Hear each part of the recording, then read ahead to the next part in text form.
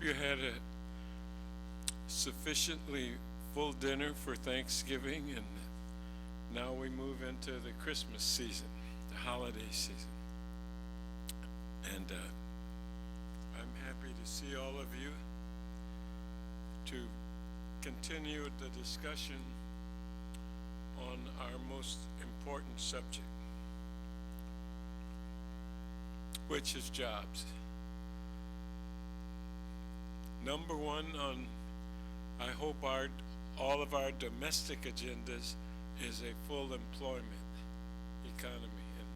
And let me say, there is absolutely no excusable reason why the wealthiest country in recorded history should not have a full employment economy that's working right now for everybody. Either everybody has a job or they're being trained for a job. There's some people that need special training, and we ought to provide that. And if there's something more important than that, I'd like to find out what it is. So I'm so happy to see everybody here for this meeting. We have a lot of experts, a lot of people with experience, community activists, intellectuals, scholars, and far too often the voices of working people aren't heard. And that's what we're doing today.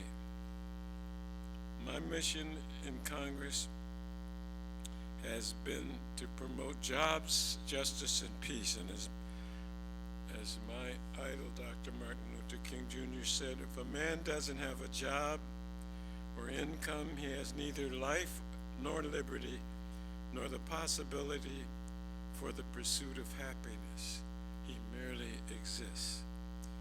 And that's why with Frederica Wilson, we founded the Congressional Full Employment Caucus, which now has 31 members of Congress that are affiliated with us. I'm very concerned that any action that would slow the economy and stop millions of Americans from getting jobs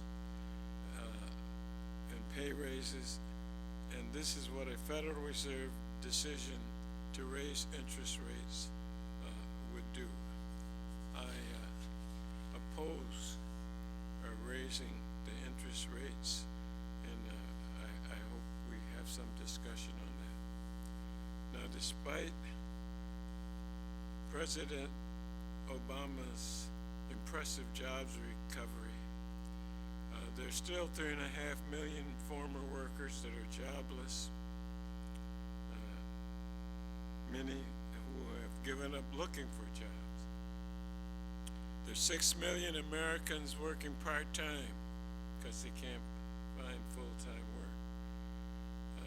Communities of color continue to face recession levels of unemployment. And for African Americans, the rate of unemployment is double that of everybody else. And wage growth, the most important measure for the Federal Reserve, continues to be far below any reasonable wage target. Unfortunately, too many in the Federal Reserve have placed fears of inflation ahead of job creation. And that's what we want to deal with. We've got to break this intellectual, it's not an accurate intellectual approach. The intellectual approach is to create the jobs. Inflation is at an all-time low. There's no problem here about that. And that's why I'm so proud that we filled up the room with people like ourselves that want to provide guidance to the Fed officials and what maximum employment means in this very important process. So thank you for coming. And I'd like our moderator, Brother Barkin, is he here? Hey, I turn it over to you. Come on up and take over. Give him a round of applause. Thank you. Thanks so much.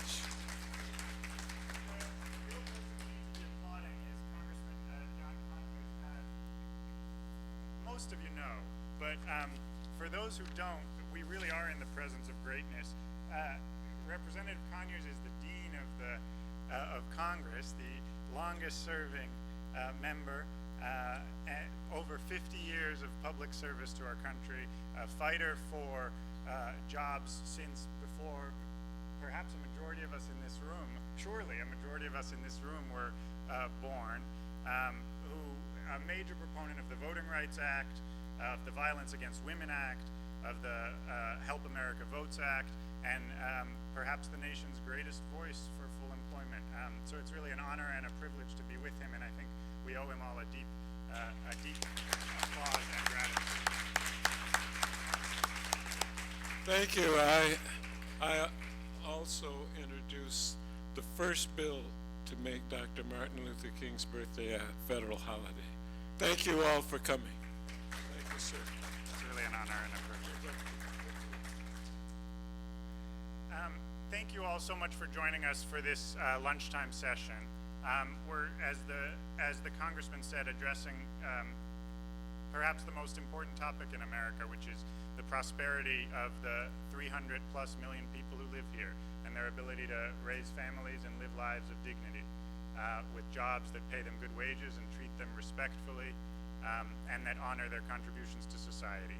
And putting full employment back on the map for progressives and for this nation's political discourse has been a central fight of the congressmen's for many decades, and it's what we're here to talk about today. So my name is Adi Barkin, and I direct the Fed Up campaign. I work at the Center for Popular Democracy, and along with a coalition of dozens of community-based organizations and labor unions and policy advocates from around the country, we are trying to raise the voices of working families on the question of full employment and on the question of who gets jobs in America and who doesn't get jobs in America.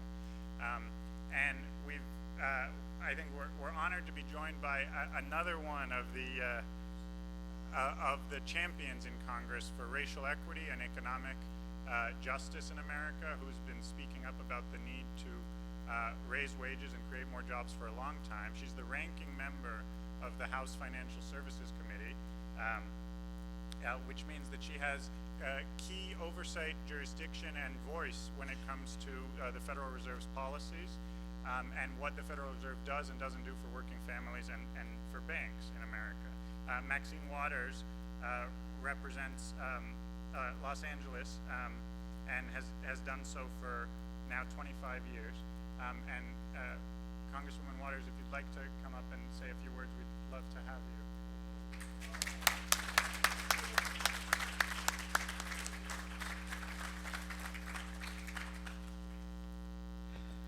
Is it morning or afternoon? I can't remember.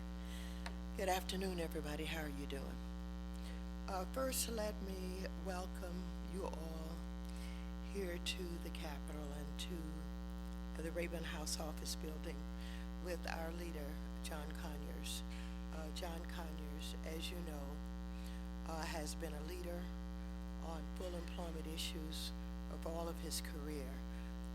We can count on him for the kind of leadership that's still unusual here in Congress. And I want to thank you, John Conyers, for your continued leadership and for the invitation to all of those who are interested in making sure that we have the right federal policies and that we do everything that we can to increase the possibility of full employment, etc. Instead of going through a lot of the gobbly-gop that we do on financial services, let me simply say this. We are at a point in time when the Federal Reserve is contemplating raising the interest rates. For those of us who understand the mandate of the Federal Reserve, we believe that if they take a very cautious approach to raising interest rates, that they will conclude, as we have concluded, that the interest rate should not be raised. We believe that full employment, the goal of full employment should be the goal of all of the representatives of Congress. We believe that while the feds have worked to improve employment, certainly they've had some successes, but we still think that we have a long way to go. We have come through a period of time, starting with 2008, where this economy was in a state of collapse, where we had a recession, almost a depression. What we have witnessed is whole communities that have basically literally been undermined, and foreclosures was the order of the day. We saw people lose their money in 401ks, and we have seen families that once had homes who signed on the dotted lines for mortgages that they were told that they could afford, ended up homeless. And so while we cannot help but give them credit for some stabilization of the economy, we must not be happy with that. We must know that we have to work harder to ensure that the feds engage the communities and understand what's going on in the communities so that they can have policies that will benefit all of us. So with that, greetings. John Conyers asked me to be sure and make you feel welcome. I don't know how I do that on a day like this when you had to get out in the rain to be here, but you are here, and we are very pleased that you're here, and I do welcome you, and I thank you for the work that you're doing. Let me just wrap this up by saying, for progressives in the Congress of the United States, we have a very difficult time. We're working up the rough side of the mountain, as Jesse Jackson would say, to try and break through, to get policies that benefit all of the people.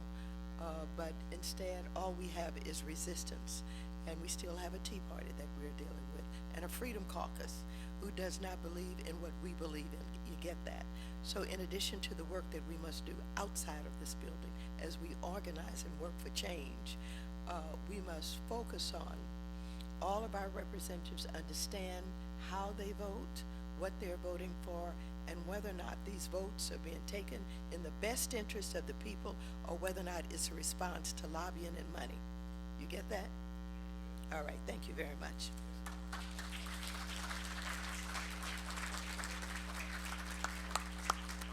We also have the honor of being joined by Congresswoman Brenda Lawrence from Detroit. I don't know if you'd like to come up and say a word. Please.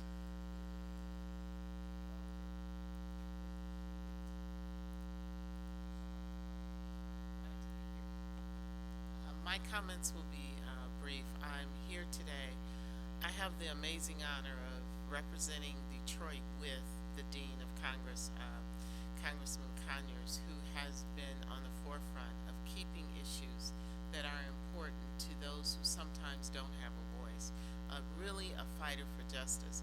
And as we assemble here today and hear the reports and the comments on issues that are important to our community, sometimes for those who don't have the resources to be here to have a voice, I'm here to learn and to always continue to be at the knee of one of the giants of our country, but also to make a difference. So as a member of Congress, I am always reminded that this is the people's house and I'm here to serve.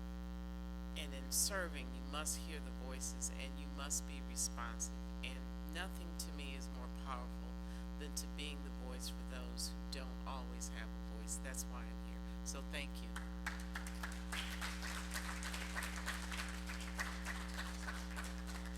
So as the Congresswoman said, right, we need to raise the voices of those whose voices aren't usually heard. And unfortunately at the Federal Reserve, usually only the voices of corporations and big banks are heard, and that's what we're trying to change in this coalition effort and in this event today. So so what we have here is a collection of arguments and stories about what this economy does look like and what it could look like in the future.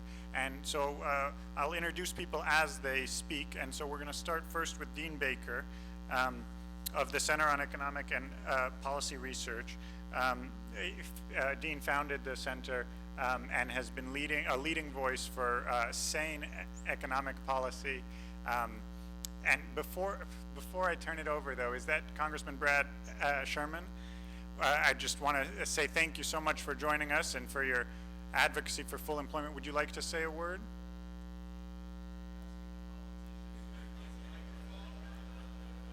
Please join us. Thank you so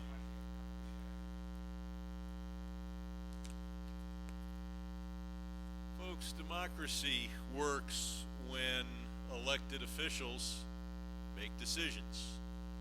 Decades ago, we came up with the vaguest possible instructions to the Fed. It's about time to be more specific. If we continue to punt all the specifics, then we don't have a bureaucracy. We've got a small college or committee where we know the chairman and who knows who the rest of the folks are making the decision. And there is one thing that America needs, and that's America needs a raise. And that can't happen without more economic activity. That can't happen without an explicit goal that we want unemployment down and wages up. Now, there are companies that have it as part of their business plan, keep wages low. That's a bad idea. Our business plan ought to be bring wages up. If you look at, people wonder, why are Americans angry? The pollsters, we had a presentation last night, and everybody's talking about just look at the charts of median inflation adjusted wages. We're basically no better now than we were at the beginning of this century. I grew up to be told every generation's going to live better than the last generation. That was the promise that was made to me, not by one or two people, but by society in general. For me, it's been true, except for when we interrupt the COLA on the congressional wages, but that's a different issue. But it hasn't been true for the last 15 years. And it won't be true until we have what the business community will call a labor shortage. And they will scream about how terrible it is. They'll say, oh my God, we can't find people to take the jobs. We might have to pay $12, $15 an hour. This would be a good idea. And that's why I want to commend John Conyers for writing this legislation. I'm proud to co-sponsor it. I thank everyone that is here to support it. And I look forward to hearing from the businesses in my community saying, oh my God, we can't find the people we need. And then I'll tell them, try paying more money. Thank you. For those of you I haven't met, I'm Brad. This legislation would do later on. But before that, I just want to turn it over to Dean to tell us a little bit about what is it that what decision is the Federal Reserve facing right now? Why does it matter? Why should we be paying attention? Dean? Okay. Thanks, Eddie, and thank you, Representative Conyers. I really consider it an honor to be able to work with you on this and so many other pieces of legislation over the years, and I should say many years into the future. You're not getting out of here anytime soon. Anyhow, I want to talk about two general points. The first one I'll be quick, saying unemployment's important, because I realize people understand that. And then the second, I'll spend a little more time on talking about how the Fed affects unemployment, affects the rate of growth in the economy. The first point, in terms of unemployment being important, again, we have intelligent people here, I don't have to explain this, but it is important to understand that when we talk about lowering the unemployment rate, disproportionately the people who are going to benefit, those are the people at the bottom of the ladder. Okay, disproportionately African Americans, Hispanics, teens, those are the ones who are going to benefit most. Rule of thumb, the African American unemployment rate is twice the white unemployment rate. We lower the white unemployment rate by 1 percentage point, below it for African Americans, 2 percentage points. For teens, African American teens, 6 percentage points. Okay, again, this isn't the only thing you have to do to address inequality, but that's a really big deal. Okay, so if we can get the unemployment rate down for whites by 1 percentage point, get down by African American teens by 6 percentage points, that's a really big deal. Second point, hours worked, something that's often overlooked. A lot of people are working part-time, one full-time. We see that people get more hours worked if we get lower unemployment rates. Again, disproportionately, those are people at the lower end of the wage ladder. So not only are they more likely to have jobs, they're going to be working more hours if they want more hours. That's important to realize. Not everyone wants more hours, but many people do. Third point, wages. Again, several people have commented on this. It doesn't take a genius to figure out when you get wage gains. Tight labor market. Okay, well, we haven't seen that for a long time. We haven't seen that since the turn of the century. We did see it in the late 90s, and that was a great story. Representative Sherman just alluded to that. You know, we had businesses complaining they couldn't get workers. Well, that's wonderful. That's what we want. You know, the way you get workers, you pay them more. And that's what they were doing in the late 90s. We saw good wage gains up and down the income ladder. We also saw things like you had suburban employers, you had restaurants, hotels that were in the suburbs. What did they do? They said, we can't find anyone in the suburbs. So what they did was they arranged to have buses go into inner cities, pick people up at corners, drive them out to work at jobs in the suburbs. Okay, again, that's what we want to see. We want a tight labor market. They would do things like accommodate workers' childcare needs. And I remember reading the Fed's beige book that comes out every 6 weeks. They survey businesses in their district. Many businesses are saying not only do we have to arrange for child care, we have to accommodate people with parental care. We have workers that are taking care of their parents. Well, that's great. We want businesses to do that. That's what they do in a tight labor market, and that's what they were doing in the late 90s. We want to get back there. One other point I'll make on unemployment, again, I have many people are going to talk about this, so I don't want to step on everyone's toes here, but just important to understand, the Fed's looking at the unemployment rate, they're going 5%. That's pretty good. Okay, again, we got 4% in the late 90s. I don't see any reason we can't do that again. But important to understand, that 5% I think is very deceptive. We're going to put out a paper next day or two that's looking at a variety of measures of labor market slack. We look at the employment rate. We're still down by 3 percentage points where we were before the downturn. And that's even if you control for aging. Everyone talks about old baby boomers retiring, some are. But even if you look at 25 to 54-year-olds, those people aren't retiring. We're still down by 3 percentage points from before the downturn. Quit rates. People don't quit. Well, why aren't they quitting? Because they don't think they can get another job. Eddie Lazaro is the chief economist under George W. Bush. I'm saying that because he's obviously not some left-wing radical. He recently did an analysis looking at quit rates, saying that the unemployment rate we're seeing today, if we look at the quit rate, would be more in line with 6%. Okay, so there's a lot of measures we could look at. I won't bore you with all of them, but looking at the unemployment rate, as some people seem to be doing, that's really an anomaly. All the other measures of the labor market suggest much, much more slack, meaning that the Fed has no reason to be clamping down right now. Okay. The other part of the story I want to say is that the Fed does influence the economy. I don't know how many times I start saying, well, the Fed's going to raise interest rates, and people are going, so what? Some people are saying, good, I'll get more money in my checking account. Well, good for you, but that's not going to be a good story. So, basic story here: how does the Fed affect the economy? Well, most immediate effect, it does a variety, but I picked one in particular, housing. One in particular for the graph. I'll mention a couple others. If we go back to the mid-90s, the Fed was in a very, very similar situation. Back in the winter of '94, the unemployment rate was coming down, and at that time they thought 6% was the best we could do. That might sound silly to you, but that was the gospel. I had many economists laugh at me because I challenged that. If you thought the unemployment rate can get below 6% without spiraling inflation, you weren't a serious person. Well, so we're getting to 6% unemployment. Fed started raising rates in March of 1994, and over the next year or so, they raised them by about 3 full percentage points. Well, what happened? Well, housing slowed down. Housing had been rising rapidly, and instead it actually went to reverse. It actually shrank. Okay, so we actually saw a fall in housing construction. Okay, housing responds very directly to interest rates. If the Fed were to raise rates again, and I don't mean to say the one time, I don't have any insight whether they're going to raise in December. They might not. I'm sure it depends a lot on data between now and then. But the point is, if they raise rates and get us on a track of higher rates, there's little doubt in my mind that will slow housing. Housing is very, very sensitive to interest rates. We'll see less housing construction. Okay, second part of the story, people refinance their homes. Okay, we've seen that going on. That's been a big source of freeing up money. And again, the arithmetic here is fairly straightforward. Suppose you had a mortgage at 5%, and instead you can get a mortgage at 4%.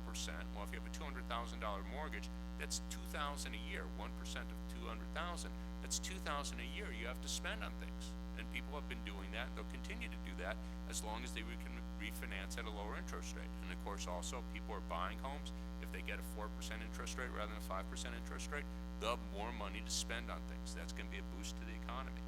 Okay, also investment. We expect both public and private investment increases at lower interest rates. When we have lower interest rates, firms are more likely to build a new factory, modernize their equipment. Works for the public sector as well. You have cities, state and local governments that realize they have to improve their infrastructure, rebuild their highways, bridges, whatever it might be. They're more likely to do that if they can borrow at lower interest rates. When the Fed raises its interest rates, other interest rates follow. That's going to discourage state and local governments from investing. The next source, the dollar. People often don't think about this, but the dollar responds very directly to interest rates. Anyone who's been reading the business pages, or maybe even not because it's been in the news more generally, the dollar's been soaring lately. Okay, other factors going on there. A lot of our competitors, a lot of foreign countries are experiencing economic difficulty, but part of the story is there's an anticipation that we're going to have higher interest rates. If we get higher interest rates, the dollar will rise more. Story there is it makes our goods less competitive. We're going to have a larger trade deficit. We're going to lose jobs.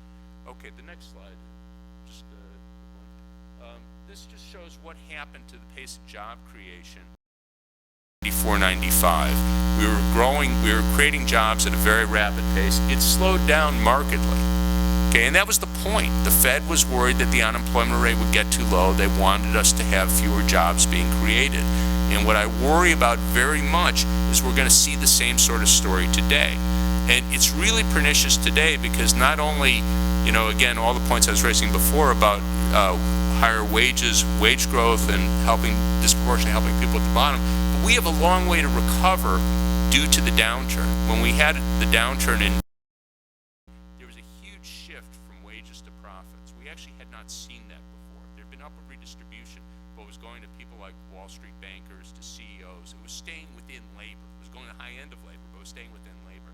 In 2008, 2009, 2010, there's a huge shift from wages to profits, and that was equal to about 8% of the average wage.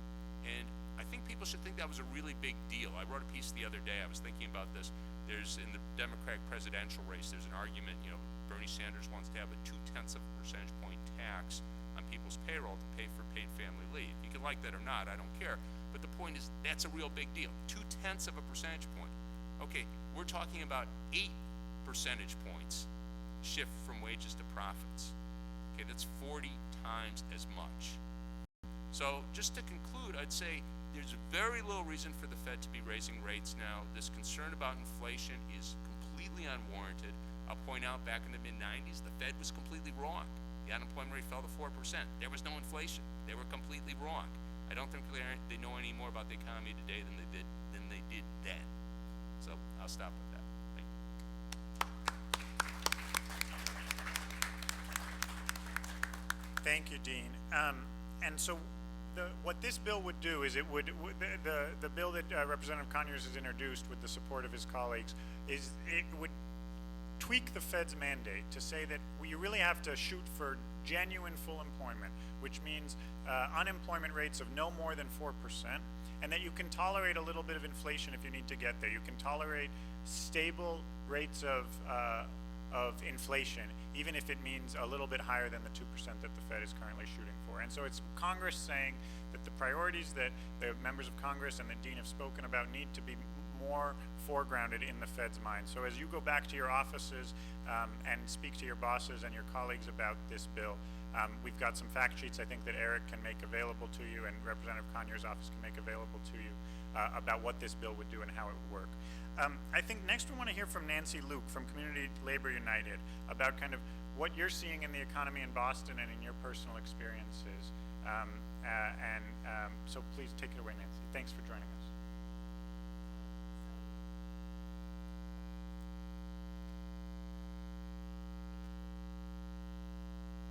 Hello. Thank you for allowing me the time to share not only my story, but the story of my friends, family, and community. I grew up in a small, working class neighborhood in Greater Boston. My mother and father immigrated here from Haiti for the promises of a better life in the U.S. and of opportunities. My father was a Boston public school teacher, and my mom is a small business owner. They instilled in us that education was key to success, that education is the one thing that they can't take from you, that with education you will have a career, and struggle to find answers when she asked me why I couldn't be there in the audience. Sorry.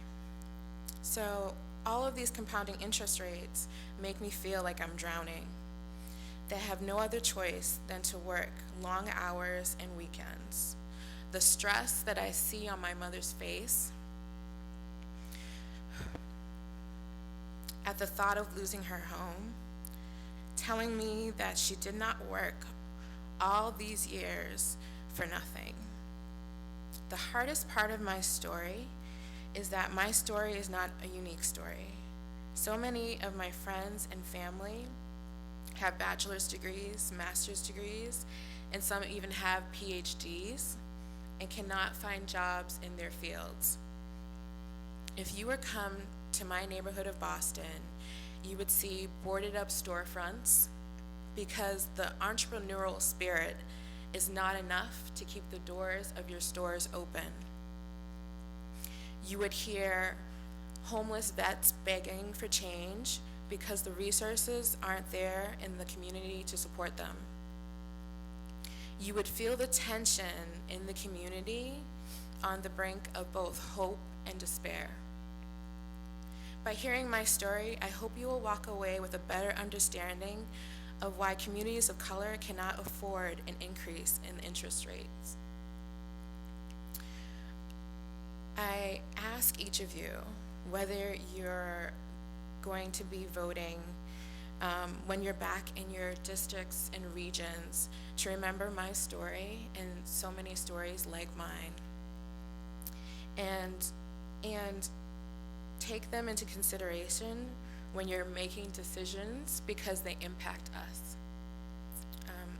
I would like to thank you, ladies and gentlemen, for letting me share my story.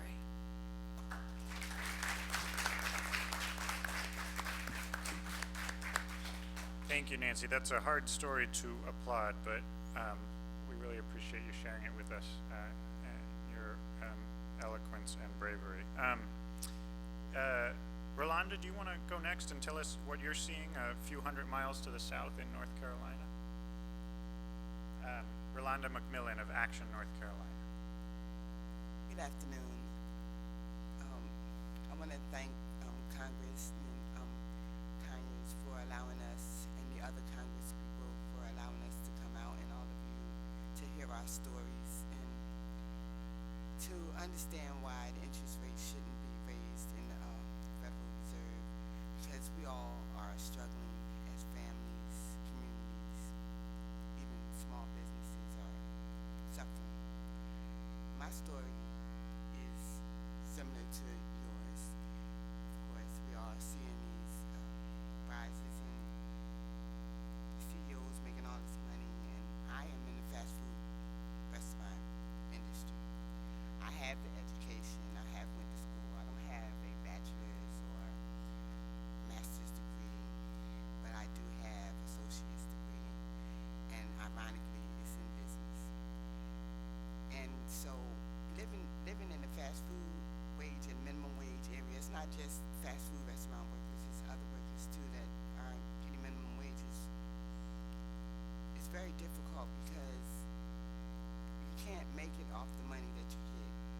The median income is very typical. It's not enough. If you look all over the country, we're not making enough money. The average wage is about, minimum wage is about $8.60, maybe $8.90, which is more than I make where I live, and still not enough. After you pay your taxes, and if you can afford the health care, then and pay your rent, then you're stuck with trying to figure out how you're going to get medicine if you're a person that needs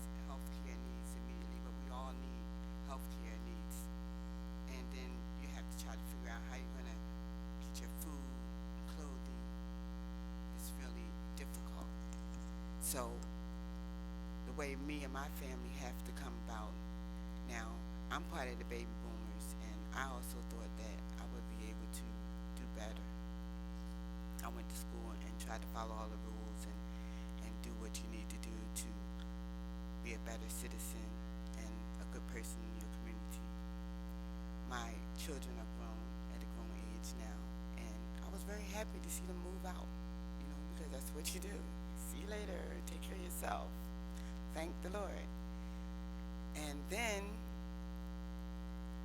recession comes and all these other bad things happen, and we can't afford to live separately. So now we're back together again, and we have to pull our resources together so that we can survive, or try to survive. We all have minimum wage jobs. My children, some college, but they didn't really get to go because everybody's trying to figure out, okay, I gotta find a job. And people say, well, oh, you work in McDonald's, you work at McDonald's, you know, you don't have any education, you know, you shouldn't be making, you're not doing anything but flipping burgers, you shouldn't be making much anyway. That's crazy. When I was growing up, only person in the household who had to work was my father, and he was able to maintain the whole household. And we had a family of 4. It was 6 of us, and my mother chose to work late. She worked late on, but it was by choice. It wasn't by force. And now you look at the wages that you get your paycheck, and you want to cry. I mean, a 35 to 40 hour work week is ridiculous. You, after taxes and all that, you'll be lucky if you bring home $500. Well, if your rent is $650 and 2 bedrooms, you can't even pay your rent with your 1 check. Something's wrong with that. So now I have to decide, okay, I need to pay rent because you have to have shelter. So we have to come together, put our money together, try to pay rent, try to get food. We gotta apply for food stamps because you don't have enough money. You have to pay utilities. You can't sit in the dark. You gotta be able to cook. You have to be able to do those things, and it's not possible. So I'm asking that everybody comes together on every angle and come to some kind of conclusion on how we can make this thing work. And like everyone's saying, we're one of the most. Whether you need something else, if you're not going to get Congress message clear about what it was you said when the Humphrey-Hawkins Act passed, I want Congress to commit itself to look at the actual history of what Congressman Hawkins was trying to do and make the Federal Reserve live up to what Congressman Hawkins said was supposed to be full employment. So now, why does this matter? Because part of the problem, we talked about ideology here, but part of the problem is an intellectual problem. And I'm going to emphasize African American unemployment because it is specifically and uniquely African Americans who are subject to this intellectual dishonesty. It is uniquely African Americans that economists excuse as not ready for prime time, as structurally unemployed because we're too stupid. I'm putting it in more straight terms, but bottom line, that is what they are saying. They try and dress it up. Well, actually, they don't have enough skills. They went to inferior schools, or they're not quite qualified to do the jobs of today, and the world has moved on from past them. Okay, in plain English, that means you're stupid. Let's look at this evidence.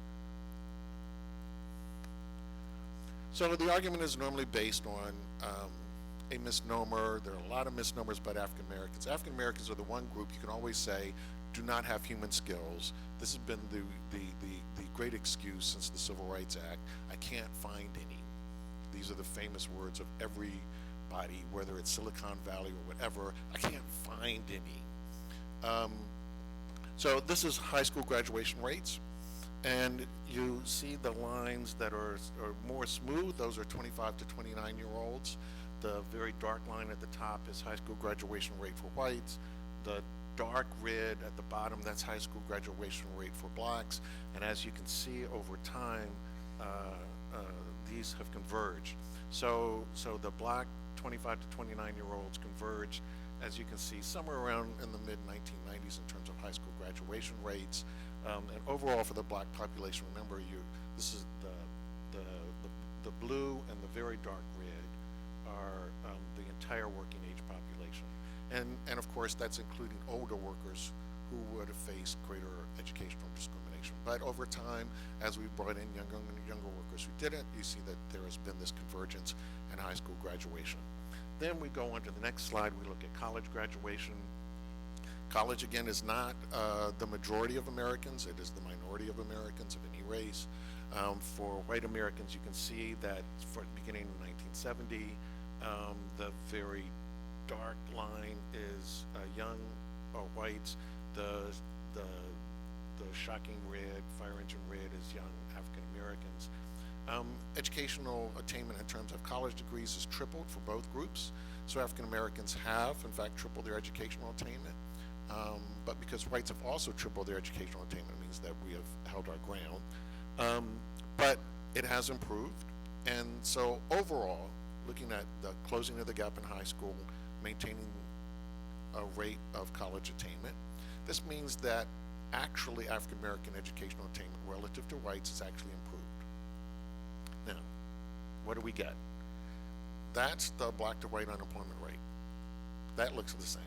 I mean, it goes up and down based on business cycle, but basically you could draw a straight line across there. So despite educational advancements by African Americans, we still end up with 2-to-1 unemployment rates that Dean mentioned before. Now, unfortunately, what people do is assume that this is structural because black people are stupid, and therefore we can't do anything about it because, well, you know, we could create jobs, but then they would be very hard to get them into the jobs because they're not qualified for the jobs, and we'd have to do something really super, like, you know, really heat up the labor market so that employers would be willing to train them because they are too stupid to do anything. So if we don't do that, then we can't get them into the labor market. It would be very expensive and it would slow down production. That's the mindset in economics. And so it isn't the case that it needs to be 2-to-1. It's 2-to-1 because employers have enough unemployed people that they can pick and choose whoever they want to hire. Next slide. So before I go on with this, I just don't want, you gotta push again. I don't want people to think that I'm saying that education doesn't matter. This is the unemployment rate for blacks, higher educational attainment, you get lower unemployment rates. So let's be clear, more education does in fact lower unemployment rates for everybody. And then when you look at the share of the labor force, African Americans obviously understand this, and you see that African Americans have a large share of our workforce with associate degrees and a significant share with college degrees. Dropouts, in fact, are the minority of the black workforce. They are not the typical black worker, they are the atypical black worker. But that unemployment rate for black dropouts and for black high school graduates is huge. And I'm talking about African Americans particularly because the unemployment rate for high school dropouts of all other groups, Latinos, Asians, and whites, the unemployment rate for their dropouts is lower than the black unemployment rate. For their dropouts is lower than the black unemployment rate. Okay. Now what this graph shows you is, and I'm showing this for blacks with college degrees, I could put this up for blacks with associate degrees and you would see this same sort of ugly disparity. The black line at the top shows you how many job vacancies there are per unemployed worker. So when you see the black line at the top goes way up, that's the 2008 downturn. That's when we had lots of unemployed people per job opening. So it's very hard for anyone to find a job. The red line is showing you the gap between the unemployment rate for black college graduates and whites with associate degrees. Better educated blacks to less educated whites. That's the red line. The blue line are blacks with college degrees compared to white high school graduates. Now, when we do tighten the labor market, you see that we can actually get the gap to go away between blacks with college degrees and blacks with associate degrees. And you see that it's moving in the right direction. At some point, You can heat up the market to the point where even employers who want to discriminate have to admit, I need a college-educated person. I'm sorry you're black, but I have to hire you because I need somebody.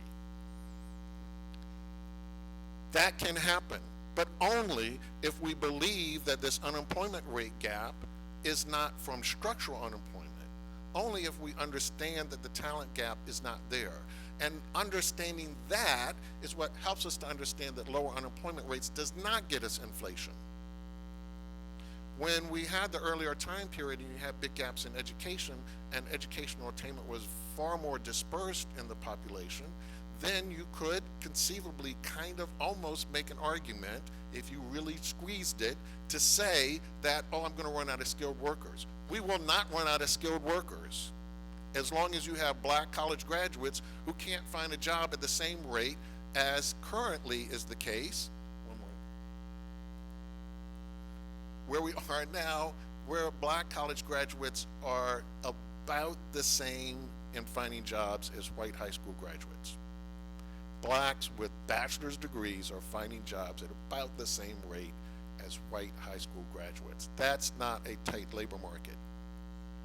And it hurts all of us when we accept these stories, because what it means is we all are living under a scenario where we believe that we're going to run out of skilled workers, and where pulling the unemployment rate down further is going to get us inflation, because we're going to be squeezing too many jobs out there and not enough people to take them. So it matters to everyone that we get past this belief in the inferiority of the black workforce and accept that the unemployment rate can and should be lower for everyone, and low enough that employers cannot discriminate anymore.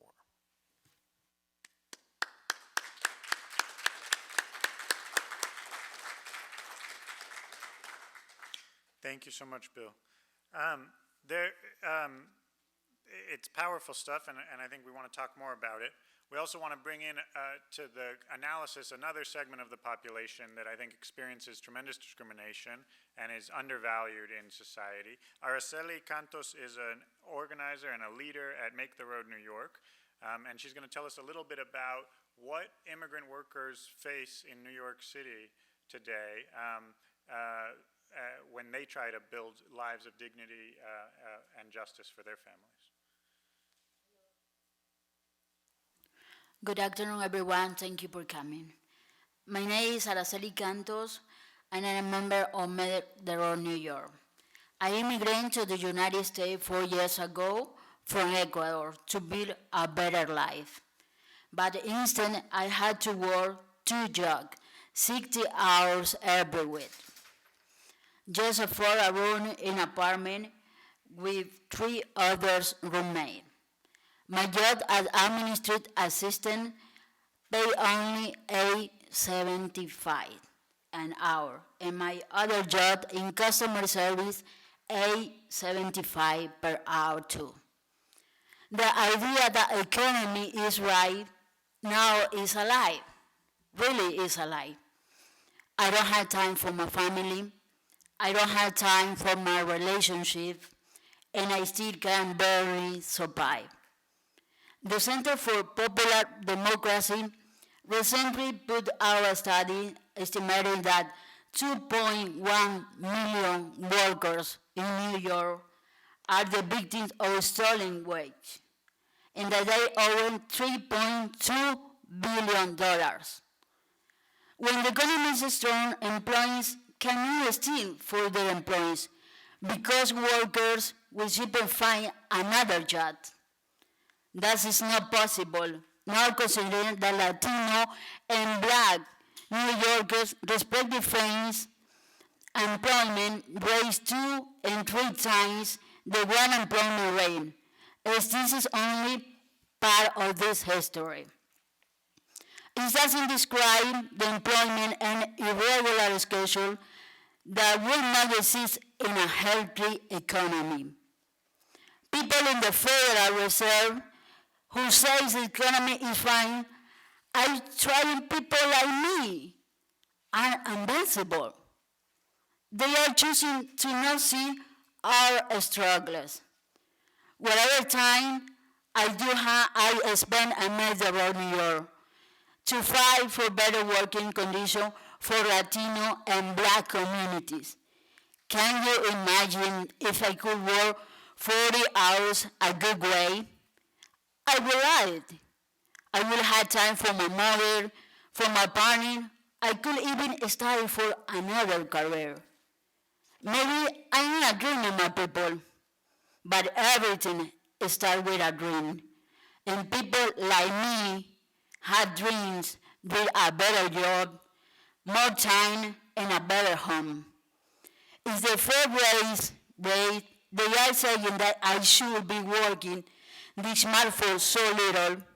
It's the way that we say that my struggle and my dreams or my community don't matter, but we are not invisible. We matter. That is why the faith should not rise the way.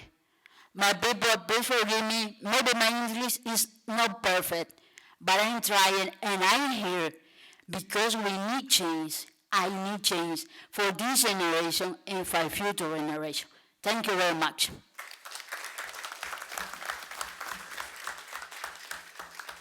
And so Araceli's right. When you have a strong economy, it changes everything, right? It makes working conditions better. It makes wage theft harder. It empowers workers and allows them to gain skills and have relationships. And the Fed needs to hear that message. Tyrone Lambert is a leader in Chicago, which has been on the front pages of the nation's papers this week. Tyrone, do you want to tell us a little bit about life in Chicago? Sure. Come on up. Of course.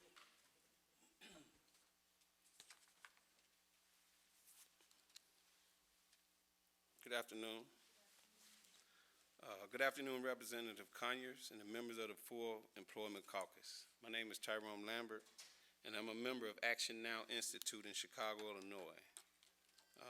I have been an active member in my communities throughout Chicago for all of my adult life. I started as a mentor for teenagers. Well, not teenagers. I started as a mentor for youth in public schools, kindergarten through 6th grade. And the reason being is because I had kids in the school, and I wanted to ensure that they had a good quality education. So being nosy turned me into a counselor, which I was proud of because my kids were a honor roll students. So, I'm walking around the school and I'm proud, and when I got a kid that's disruptive, and I take him out and I say, you want to be like my son, don't you? My son, he honor roll student. So a lot of times I was able to get them back focused and back in the class and move on with their day. But that's not why I'm here today. I did begin as a mentor in the public schools, and I moved on to an adult substance abuse counselor for HRDI. I'm sure some of you have heard of HRDI. They're in New York, they're in Chicago, they're in several major cities. It's an adult substance abuse program. I gave them like 8 years of my life, my adult life. And I moved on to do more and more community issues. I spent most of let me catch up where I am, I done lost track.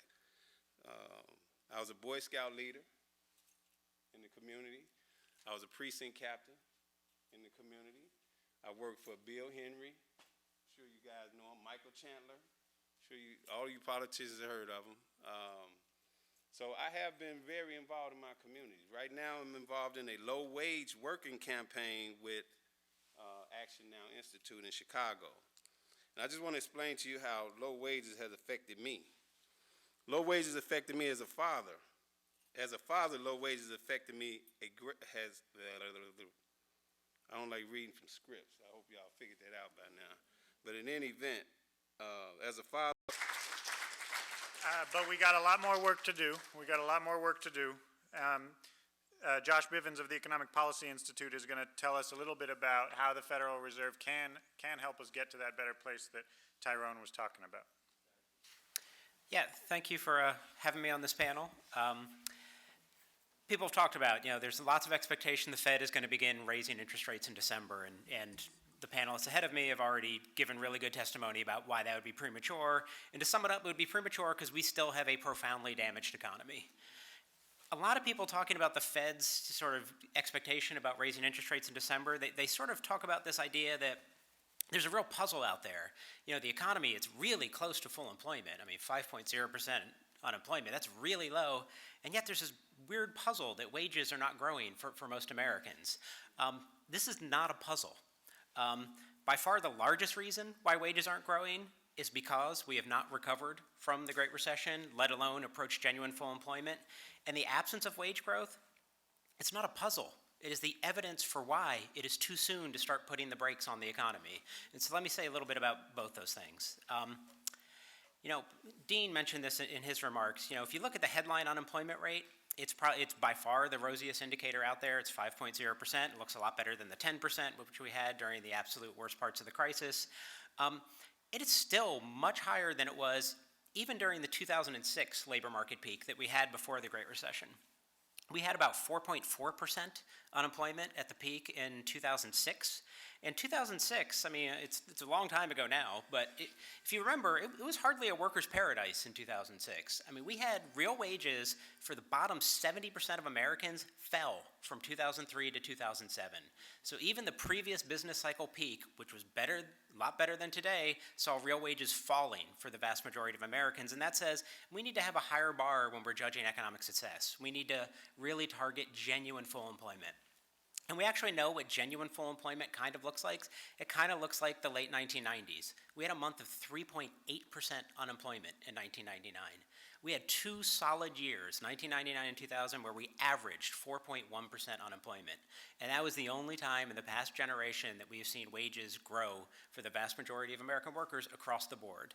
Can I skip past this one and just, that other graph is just another measure of how the labor market is weak, but we know that by now. And so maybe we can just move on. I think this one's a little important. If you look at sort of the generation since 1979 to 2013, there's been one period of time where the vast majority of American workers actually got raises adjusted for inflation. It was that full employment period of 1995 to 2001. Those are those red bars. That's average annual wage growth for workers at the 20th percentile, the median worker, 70th percentile, and the 95th percentile. Those red bars show average annual wage growth between 95 and 2001. It's pretty strong. It's across the board. Everybody is getting an average annual raise. That blue bar that goes down for lots of the workers and it's only sort of strong for that worker at the 95th percentile, the top 5%, that is wage growth during the entire rest of the 1979 to 2013 period with those late 1990s sort of taken out. And so basically what that says to me is we are not going to see wage increases for the vast majority of American workers until we get genuine full employment. And I want to be really clear here. You know, there's been an ambitious and really successful effort waged in recent decades to quash the bargaining power of low and moderate wage workers. I mean, we've had allusions to it all through this panel. The federal minimum wage today is much lower in inflation-adjusted terms than it was in 1968. That's incredible. The economy is twice as productive today as it was in 1968. The low-wage workforce today is much more educated, it's older, it's more experienced. We can absolutely afford a higher minimum wage than we had in 1968, and yet we don't have one. We have one that's much lower. A much smaller share of Americans have the right to bargain collectively and are actually represented by a union. That's because we have not kept labor law sort of keeping the playing field level between workers who want to be in a union and employers who really don't want their workers to organize. We've managed the integration of the American and the global economy in a way that benefits corporations and managers, but which puts frontline American workers in direct competition with poor workers around the world. We have basically put a huge thumb on the scale against the bargaining power of low and moderate wage workers for the past generation.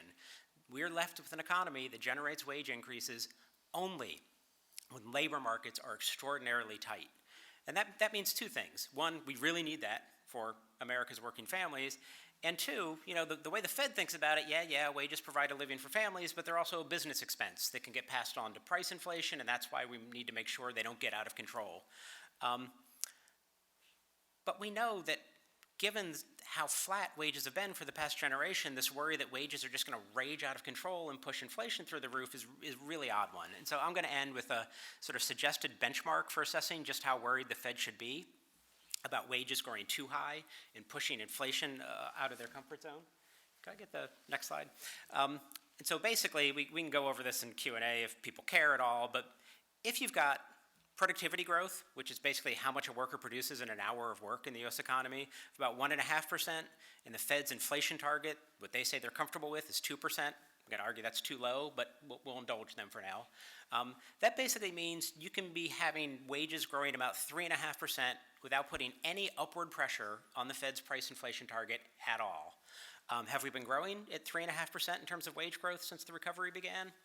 You can see in the chart behind me, we have not been. So the idea that you look at those lines, you look at sort of where is a wage target that actually will put some upward pressure on 2% inflation, where we are today, and you're worried that wages are too high or growing too fast, that is a really odd worry to have right now.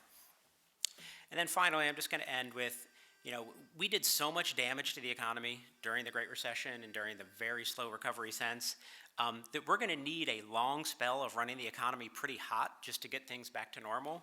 And so this basically means if we have a period where wage growth actually goes above 3.5%, which is hard to imagine because we're nowhere close, but if we go above that, that's not going to be a policy mistake. That's not going to mean the Fed has sort of released the inflation genie out of the bottle.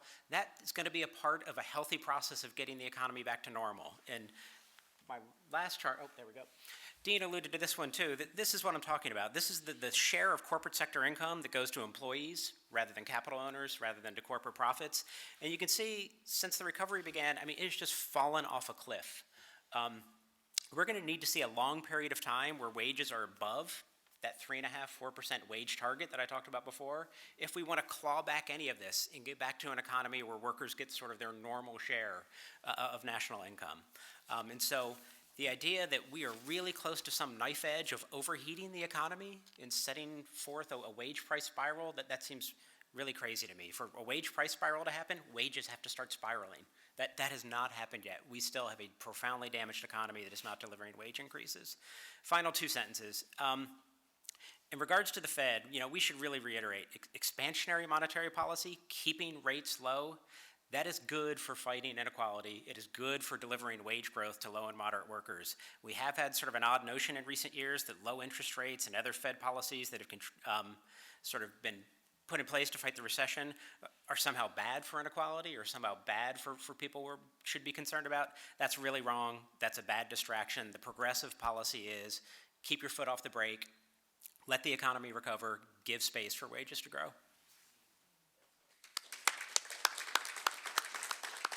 Thanks so much, everybody. We know we've been giving you a lot of information, and we're going to give you one more piece of information, one more speaker. Carola Binder is a professor of economics at Haverford College, and she's a visiting fellow with the Roosevelt Institute, and she's going to close us out here with her perspectives about the Fed historically and today. Congressman Conyers and members of the Full Employment Caucus, thank you for the privilege of speaking to you today on the issue of Federal Reserve accountability to the public, a topic of perennial importance that has become even more pressing in recent years. Today, I will explain why I believe that reforms to Fed governance and communication are important steps toward aligning the Fed's interests with those of American families. The Federal Reserve System is best described as independent within government, not independent of government. This critical distinction brings us here today. As you know, the Fed derives its authority from Congress and is subject to congressional oversight. And Congress can alter the Fed's responsibilities by statute, as it did with the Federal Reserve Reform Act of 1977, which directs the Fed to promote the goals of maximum employment, stable prices, and moderate long-term interest rates. But the Fed has considerable discretion in how it interprets, prioritizes, and pursues these goals.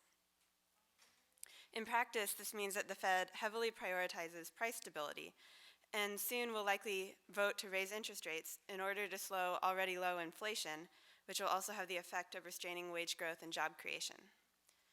Now, many Americans, including members of the Full Employment Caucus and their constituents, would not choose to make this change at a time when labor market conditions have not yet fully recovered from the Great Recession. But these Americans do not vote for Fed officials. Instead, those officials are selected according to somewhat complicated protocols resulting from compromises made over the Fed's 100-year history. Each regional Federal Reserve Bank is governed by 3 Class A directors elected by member banks to represent their interests, and a total of 6 Class B and C directors who are intended to represent the public.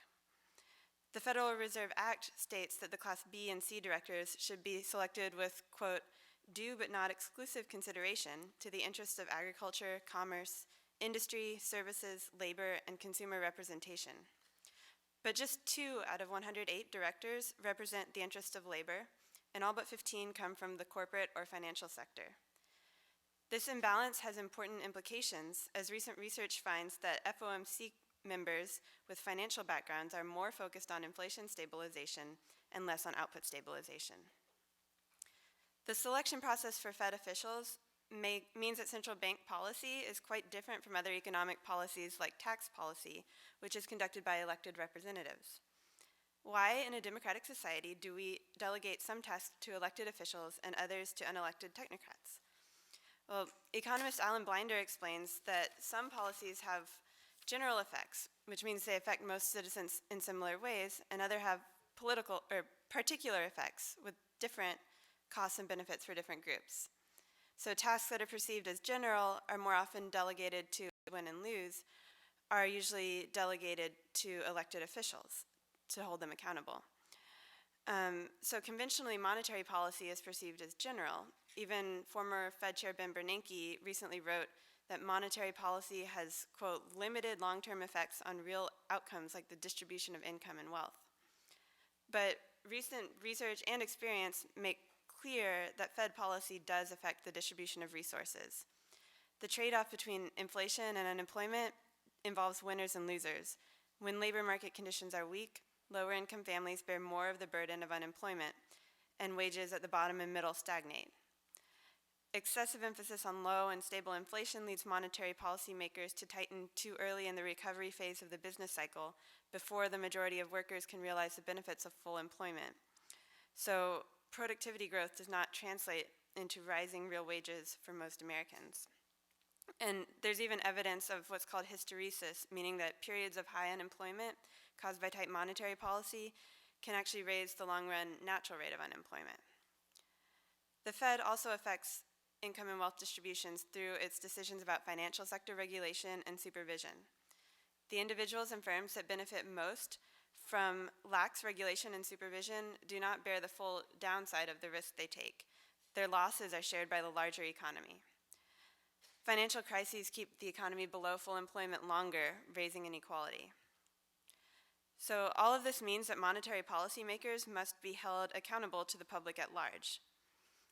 However, I do not believe that achieving accountability requires limiting the Fed's independence by explicitly defining its goals in quantitative terms.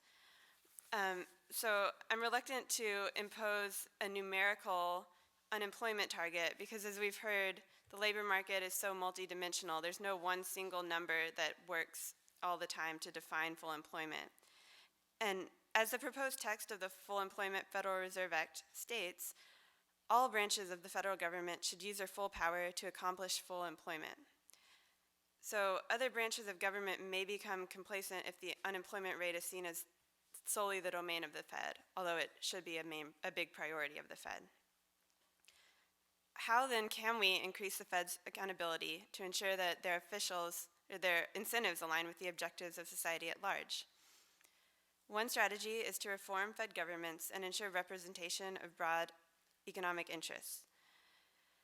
Congress and the Fed must address conflicts of interest created by the revolving door between positions in the Fed and private financial institutions, and must also write more explicit guidelines for due consideration to consumer and labor interests in the selection of regional bank board members, as well as for positions on the Board of Governors. The Fed should also maintain an easily accessible and up-to-date public database of all directors, regional bank presidents, and members of the Board of Governors that includes information about their professional backgrounds. Another key to improved accountability is to vastly enhance the Fed's communication strategy.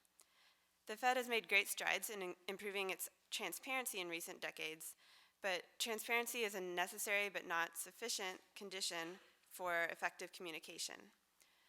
Bernanke noted that the Fed's communication strategy has 3 target audiences, which are political authorities, financial markets, and the general public.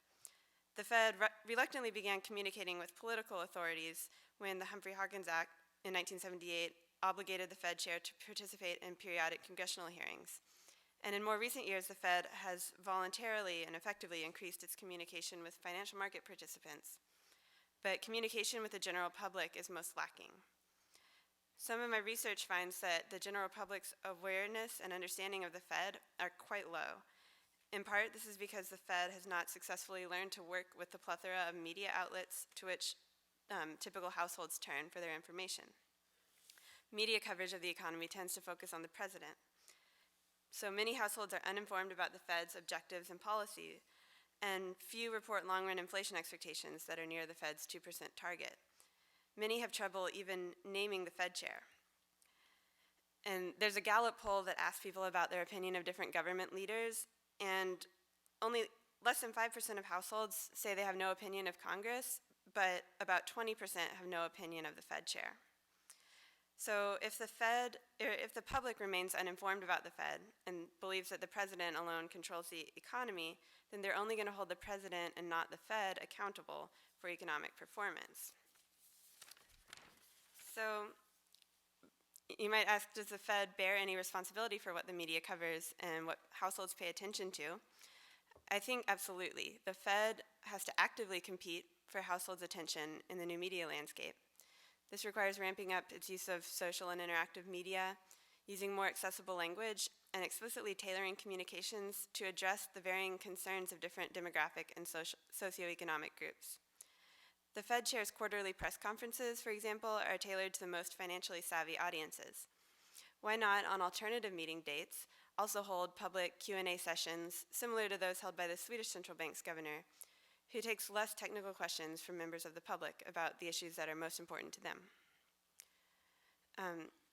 So recently the Fed created a community advisory council comprised of 15 members with knowledge of fields such as affordable housing, community and economic development, small businesses, and they have a particular focus on the concerns of low and moderate income consumers and communities.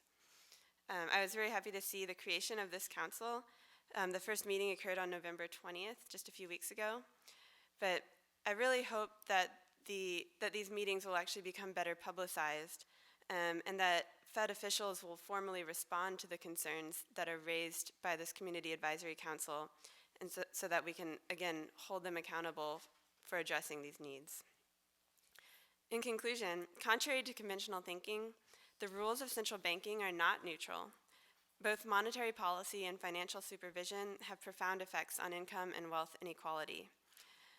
The rules of central banking are the product of political compromise, and it's time for Congress and the Fed to consider those of families. Thank you.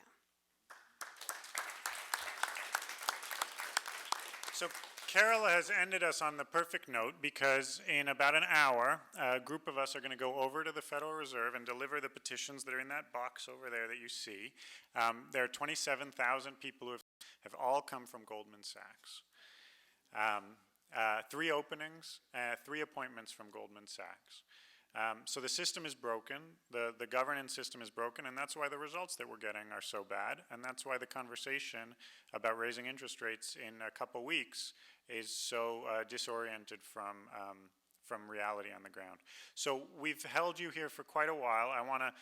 I'm sure all of our panelists are happy to stay and take some questions afterwards. If folks have individual questions, they'll wait a few minutes. But I want to thank all of them and thank you for coming. Of course, sure. He would want the folks to have an opportunity to at least ask some questions before they Fair enough. I appreciate that intervention, and I welcome any questions from the audience. Yes, sir. If you want to introduce your name and...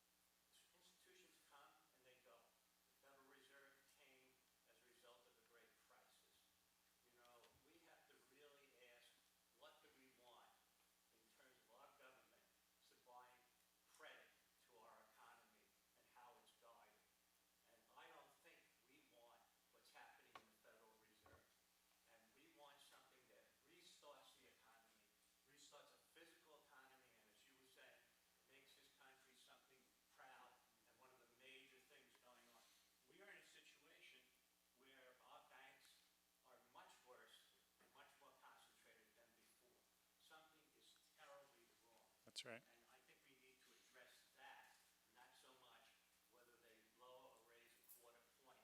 There's something terribly wrong going on. We need to talk about the terms, how we talk about that, in ways that people can understand to take control again of the economy in the public interest. That's not great. the interest of 1%. That's great. Thank you. Do others, I want to see if there are any other questions or comments and then ask if anybody has a response. But are there any other questions or comments that folks would like to put on the table? I would welcome it. Okay. I have one question for Dean Baker. In regards to the slides that you put up, and it showed how housing dipped, and that's a great indicator, but it was from 1995. And I'd be curious, and I know why you did it that way, but I'd be curious, is there a similar slide or similar data from presently, like with the most recent issue with the recovery? Well, we actually haven't raised interest rates yet, so, I mean, we would have to see. My expectation would be if the Fed were to raise interest rates, you would see a similar fall-off in housing. So what we've seen, of course, there was a huge fall-off. I mean, just to recount the history, most people are probably roughly familiar with, you know, when the bubble burst beginning 60s, you know, so enormous fall-off in housing. We've seen a decline in the vacancy rate gradually and some uptick in housing, so if we had the recent data, it would be looking reasonably good. But again, the question is what would happen going forward. So in, you know, 93, 94, housing was looking very good. Fed raised rates, and then it went through the floor. And again, I'm sure it won't be the exact same story, but I feel pretty comfortable saying if the Fed were to go on an aggressive rate hiking strategy, I don't mean a single hike, you know, we'll see what happens if they do a quarter point in December, but if they go on an aggressive rate hiking strategy, I have no doubt at all, we'll see a slowdown in housing, and it may well turn negative. Well, I think we have to disentangle a couple of things before we blast the Fed for quantitative easing. There are a number of strategies that the Fed could have pursued that would have made the quantitative easing more inclusive of all of the things that happened during the downturn. A huge thing we have ignored in most discussions is the huge impact of this downturn on state and local government revenue, the tremendous decline in the value of pensions because the stock market crashed, and the Fed ignoring the real economy, meaning what does all of that mean for state and local government finance and the struggle that state and local governments had to face in the face of the stock market collapsing the value of public pensions at the same time their revenues collapsed. So there are things the Fed could have done, and we can talk about things they could have done, but that doesn't mean that the quantitative easing was not good or helpful. And in the face of, as was mentioned before, the Humphrey-Hawkins Act and the Full Employment Act before that, of 1946-47, that Full Employment Act also put requirements on the fiscal authority of the government, and we should not let the fiscal authority go to rest. This would have been a better recovery had we had a fiscal response equal to what we saw in other downturns, and only because a fiscal recovery became a partisan issue, so that Republicans decided that we would bet against the United States so we can get rid of President Obama, a bet which failed, then we would have had a better recovery. So I don't think in talking about other options that the Fed could have pursued, or in looking at the Fed's regulatory side, which could be far more aggressive at allowing the big banks to consolidate, those are separate issues, I believe, than talking about the interest rate, which unambiguously would have a deleterious effect on where we are in the economy. One of the things, because housing is still very weakened for a lot of reasons because of the way that the downturn hit housing. But one of the things that was in the graph that Dean had up, you saw durable goods go down. One of the areas that's very sensitive to interest rate are you slow down housing, they lose their jobs, they don't make housing payments. You slow down job growth, and Latino and African American men lose their jobs, they don't make car notes. And so what the Fed is currently risking is that downturn in durable goods is a downturn in autos, which means there's a downturn in jobs, and we will see thousands of cars repossessed. Repossessing a car is not repossessing a house. You don't make the car payment, I come get your car. I don't have to go through 8 years of court battles. Yes, and that is why people have been buying these cars, because we finally saw some job growth. People need the car. They are accepting terms that they shouldn't accept because we allow discrimination in the auto loan area. And so the moment those cars get repossessed, you're going to flood the market with recent, new model used cars. So that means the new car auto market is going to collapse. So that's not going to collapse banks, because it's only $1 trillion outstanding in auto loans. So it's not going to collapse banks. It will collapse the auto industry. And so that's why we have to worry about Black and Latino unemployment, because it is so sensitive to changes in what happens in the market. And those communities we have seen are so sensitive to what happens with financial instruments and are prey to these extremes that we see in this predatory behavior. And those have real consequences. They did in the housing market. Discrimination brought down this nation because we discriminated in home loans. It will do it in autos if the Fed doesn't pay attention to what it's doing. Josh, did you want to add something? Yeah, let me just repeat something Bill said, but it's actually really important, so it's worth saying twice. I mean, there's this sort of argument that the Fed has had short-term interest rates at 0 since the end of 2008, yet we all know the recovery's been really bad, so how important could it be? It's incredibly important to remember the Fed has been fighting a ferocious headwind imposed by fiscal policymakers. Basically, Congress, since the 2011 Budget Control Act, has been more austere than in any other recovery in history in terms of how much it's strangled spending.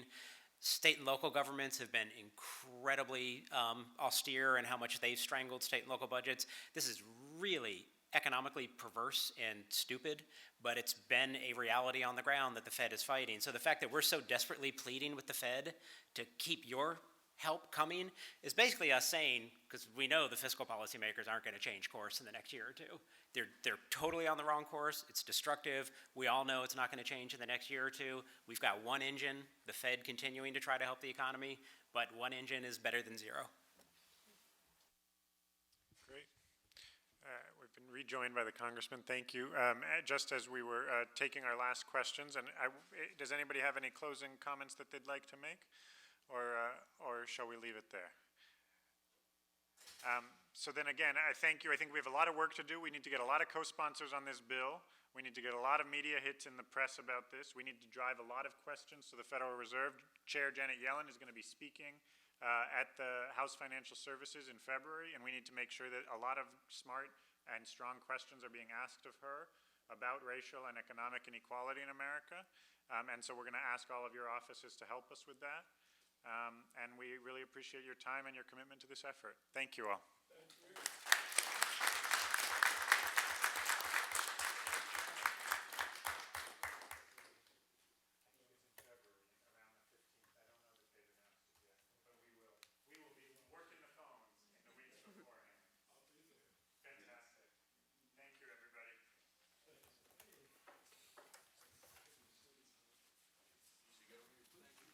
Well, you got baptized. Did you like it? Yeah.